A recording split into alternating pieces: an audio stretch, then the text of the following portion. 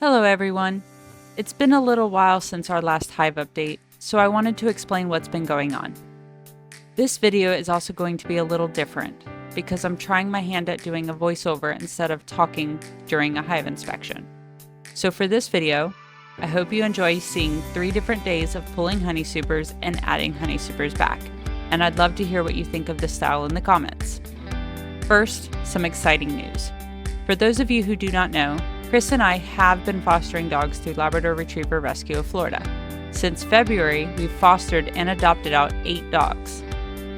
Our 9th foster, Abby, officially became part of our family. Even though she's not a yellow lab, we completely fell in love with her and renamed her Amber to keep with our honey theme. We also welcomed our 10th foster pup, so it's been a busy couple weeks around here. If you've been following along, you know we started pulling honey supers a few weeks ago, and we've already harvested about 6 gallons of honey. My original plan was to make several apiary visits over the last couple of weeks, so I could include even more footage in this video.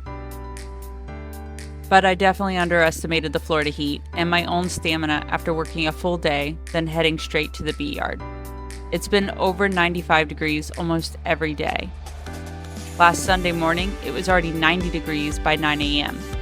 Because of that, we've been taking it slow to avoid overheating ourselves, and honestly, probably a little slower than I'd like.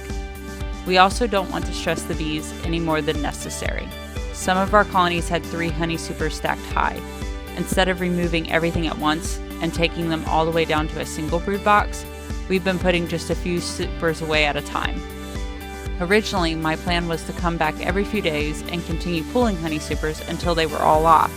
However, after attending our monthly bee club meeting and talking with several veteran beekeepers, I think we're going to change our plan a little bit. Their advice made a lot of sense. The honey that's still in the hives is safest with the bees. And with the palm flow expected to begin in the next few weeks, leaving some of those supers on should help the colonies continue to build their winter stores.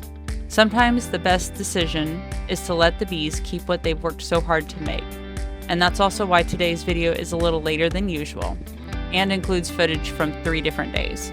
On Sunday, we had hoped to pull almost all of the remaining supers, but we were a little short on time because we were meeting a potential adopter for our 10th foster puppy.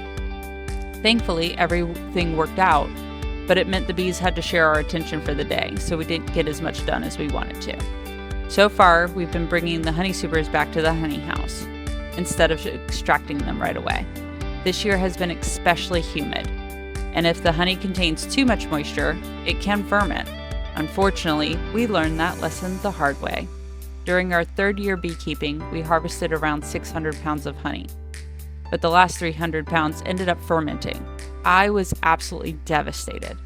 That's when several experienced beekeepers suggested letting the supers sit in a honey house with fans and a dehumidifier before extracting. It gives the honey time to reach a safer moisture level and helps prevent fermentation. That experience also convinced me to invest in a reef rectometer, so we could actually measure the moisture content before extracting and bottling. It was a tough lesson, but one that completely changed the way we harvested honey. I've learned that honey harvesting isn't always something you can finish in a single day. Sometimes it takes several days, and that's okay. I'd much rather be patient than rush the process and risk losing another harvest.